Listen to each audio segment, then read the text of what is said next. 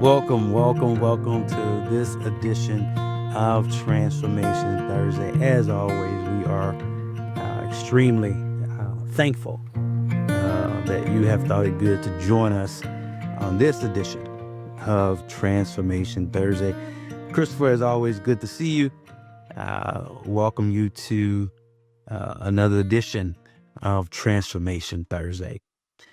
Christopher, I want to start by asking a question. First, I want to read something to you, and then I want you to uh, give me your thoughts on it. Um, and it comes from Second Peter, chapter 1. One of my favorite texts. I'm always drawn to this text. The text says, "God, in His divine power, has given us everything we need for life and godliness." Then he would go on to say, "through knowledge, in essence, of Him." But I want to just grab hold to, He has given us everything we need. He has given us everything we need for life and godliness. What are your thoughts? You know, the first thing that comes to mind about giving everything for life, it just let me know that regardless to whatever the picture may be, I'm equipped. There you go. That there's nothing that I stand in lack of that I don't have access to Uh-huh. through proper preparation and time. Uh-huh. Because many things is a part of the process, but he has put ability to achieve. He has placed the intellect, the ingenuity, Mhm. whatever the situation calls for, is available. It reminds me of the scripture telling us, like if we don't, for anybody who believe that they don't have wisdom, just ask and it'll be given them. So that's what it kind of brings me back to. Mhm. I may not know the answer today, but through time, the diligence and patience, it'll be revealed. And about time, the time I arrive to the place where where the need is or the desire may be, then I'm also prepared for the experience of owning that moment. Yeah. I love that. I love that. So it captures my thought. I was years ago, um, I played sports a lot. And over the course of my time playing sports, I've had a number of different coaches. Some good coaches, not so good coaches. But what I realize is that the role of the coach is to do a few things. Hey, all of us came out there to play with some raw talent. There was something in each of us that brought us to that place. We had something in us. It was a coach's job to pull it out of us. It was his job uh, to pull out of us that thing that's already in there. Likewise, that thing that in us, God pulls it out of us. He's already given it to us, but sometimes it go unrealized because we hadn't allowed the coach to do his job. And sometimes the coach does a few things, and we're going to talk about a few things that the coach does. Well, one of the things that the coach does is the coach stretches you to increase your capacity. He stretches you. I don't know if you've ever played sports before, but oftentimes he or she will make you do things that increase your endurance, your knowledge. And so if you can remember playing basketball, during practice, you get those wind sprints or those, what do we call them? What are they called? Suicides. Suicides. You did the suicides. If you're in football, maybe you ran the stadium or you lifted weights, all in an effort to stretch you so that your capacity would increase. Likewise, our capacity has to be increased. We have everything in us, but the coach needs to stretch us so that we may increase our capacity for the task that is in front of us. And oftentimes, we're being stretched for the task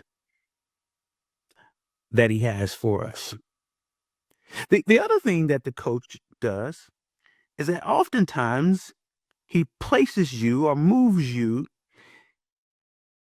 in the correct environment. Here in the state of Florida, we have been impacted by several hurricanes. And what I've noticed about hurricanes is that they only get stronger when the environment is conducive. And sometimes for us, the environment makes the biggest difference. And so sometimes our coach has to move us to the right environment so that what's in us can be revealed. And the next one I'm going to bring out a little bit later, but I want to give you an opportunity to speak as to those two things that I've highlighted. All right. So let's talk about the environment first, if you don't mind. Mhm. I think the most important environment for growth in any area is the internal environment. Right? Mm-hmm. And the beautiful thing about the internal environment is that it doesn't necessarily need ideal conditions. Mm. You just have to have a willing condition. I think that's what really our, when we talk about accepting Christ and things like it, you just have to have a willing condition. So it doesn't make everything easy, but it changes the page and changes the atmosphere internally, because if I'm willing Mm-hmm. and I'm willing to put myself in this place of growth, if I'm willing to immerse myself in the fire despite the fire not being extinguished, Mm. now I have the opportunity for different. I have the opportunity for growth. And if I can discipline my mind and stay focused on what's important, despite the outside noise and despite the outside challenge, despite the outside glory, despite the cheering, despite the booing, whatever it may be, Mm-hmm. If I can just focus on what's going on and having a level of awareness about my intentional move forward, Mm-hmm. then that changes the game. Whether you're up, whether you're down, Yeah. that shifts the atmosphere. Yeah. Yeah. I like that one. I like that. I like that. And to the first point, what was the first point? Was Stretching you to increase your capacity. stretching it to increase the capacity. If we're not pushed, Mm. we're not growing. That's it. Absolutely. And that limit has to be conditioned, just as you were explaining about how we were run suicide and things. That's a condition that is being built, that as we do it we get better, but as we get better we move a little bit further. So for us, we move from doing suicides to gut jerkers with time. Mhm.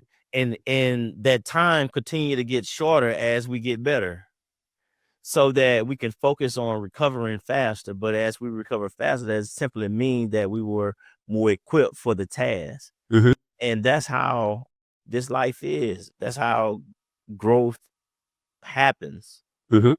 That you expend energy, it pushes you, it exhausts you, but it rebuilds you, and it rebuilds you better. Yeah. Yeah. Yeah. Yeah. I like that. I like that. My other point was that a coach knows enough about you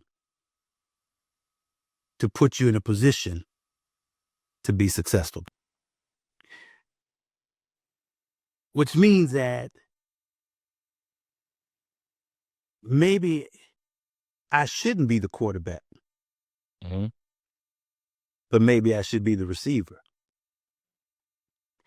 But after he has or she has watched me and watch the gifts or the talents that I have, then he or she can better position me in the place where I can be most successful. See, sometimes God puts us in places we didn't know we were supposed to be. Give you this example. This is my example, my testimony. Most of my career has been in uh, research and teaching. But when I was asked to do something else, my initial response was no, because I hadn't been in that position before. But then when I finally accepted it and said, okay, well, I'll take a chance and do something that I'm not quite used to doing, but I believe I'm being directed in that place. And what I learned was I needed to be repositioned to be most successful or most useful. Mm-hmm. Now, I thought my destiny was in another space, but he positioned me or moved me to a different space that I was unfamiliar with. But as soon as I got in it, it felt natural. You know, I was watching something on television, one of my favorite shows, uh, and it was about soldiers, and they were coming to the end of their time together. Mm-hmm. But one of the guys was training another team member to take the mantle to be number one, Mm-hmm. right? But in that place, he was very reluctant. He questioned himself, and he froze in the moment and didn't make the call, and the team pushed him to make a particular call, Mm-hmm. right? And he kind of beat himself up for a while, and then the team leads told him that, it's the mark of a true leader, the one that's able to not just make calls, but to listen Mm. and to trust. So when you say that you said no initially, and then you found yourself in this space taking a chance and exploding and growing in this space, and it feeling natural, to me, that's the mark of a true leader.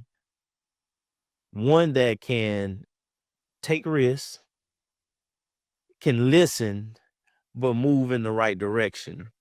And when a coach examines his player and he takes them because he knows the gifting, Mhm. and he position him or her in a place where he know that exponential growth will happen, but he just have to get them to that spot so that his or her confidence can grow. Mhm. And the more you do the thing that sometimes will feel challenging in the moment, but the more that you do it, the more comfortable that you get at it. And then it's like taking the training wheels. I was like, okay, I have this. I'm ready to take full command of this experience. But notice when you teach a child how to ride a bike or something like that, and you take the training wheels off, at first they're a little hesitant Yeah. about going. Yep. But then after a while, they want to pedal as fast as they can. And that's what really the coach is really Yeah. doing. Getting Yeah. the confidence to take the training wheels off so that you can go fast as you can, because that's how real coaching happen, and that's how leadership grows. That's it. I love that.